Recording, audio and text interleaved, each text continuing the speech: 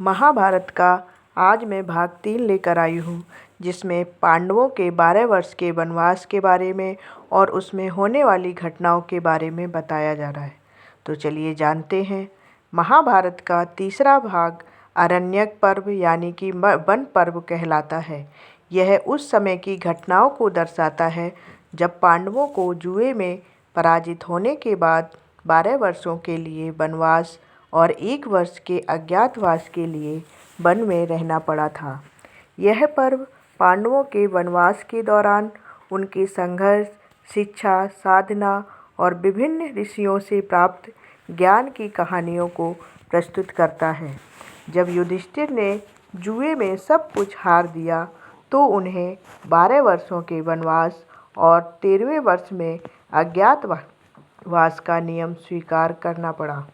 पांडव अपनी पत्नी द्रौपदी और अपनी माता कुंती के साथ वन के लिए निकल पड़े। हालांकि कुंती ने हस्तिनापुर में ही धृतराष्ट्र और विदुर के पास रहने का निर्णय किया। वन में प्रवेश करने के बाद कई ब्राह्मण और ऋषि भी पांडवों के साथ चल पड़े। युधिष्ठिर ने इन्हें साथ रखने का निर्णय लिया, जिससे उनके लिए भोजन की समस्या उत्पन्न हो गई। इस समस्या के समाधान के लिए धौम्य ऋषि ने उन्हें सूर्यदेव की उपासना करने की सलाह दी। सूर्यदेव ने युधिष्ठिर को अक्षय पात्र प्रदान किया, जिससे वे कभी समाप्त न होने वाला भोजन प्राप्त कर सकते हैं। वनवास में द्रौपदी बहुत दुखी थी। उसने श्री कृष्ण को याद किया। श्री कृष्ण आए और उन्होंने द्रौपदी को सांत्वना दी। उन्होंने यह भी आश्वासन दिया कि जब समय आएगा तो दुर्योधन और उसके समर्थकों को उनके कुकर्मों का दंड मिलेगा। दुर्योधन ने दुर्वासा ऋषि को पांडवों के पास भेजा ताकि वे उन्हें श्राप दे सकें। दुर्वासा ऋषि अपने शिष्यों के साथ भोजन मांगने आए, लेकिन उस समय द्रौपदी का अक्षय पात्र खाली हो चुका था। द्रौपदी ने श्री कृष्ण को याद किया। श्री कृष्ण आए और उन्होंने पात्र में बचे हुए एक कण को खा लिया। इससे पूरी सृष्टि संतुष्ट हो गई और दुर्वासा ऋषि की भूख शांत हो गई। इस तरह श्री कृष्ण ने पांडवों को ऋषि के श्राप से बचा लिया। ऋषियों और श्री कृष्ण की सलाह पर अर्जुन तपस्या करने के लिए हिमालय चले गए।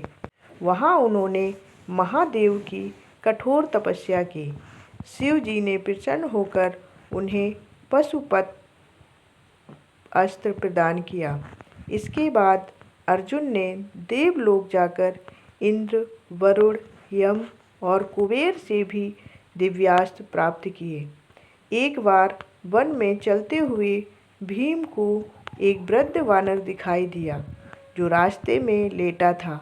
भीम ने उसे हटने के लिए कहा, लेकिन वानर, जो कि हनुमान थे, ने कहा कि वे बूढ़े हैं और उनका पूंछ हटाना संभव नहीं है।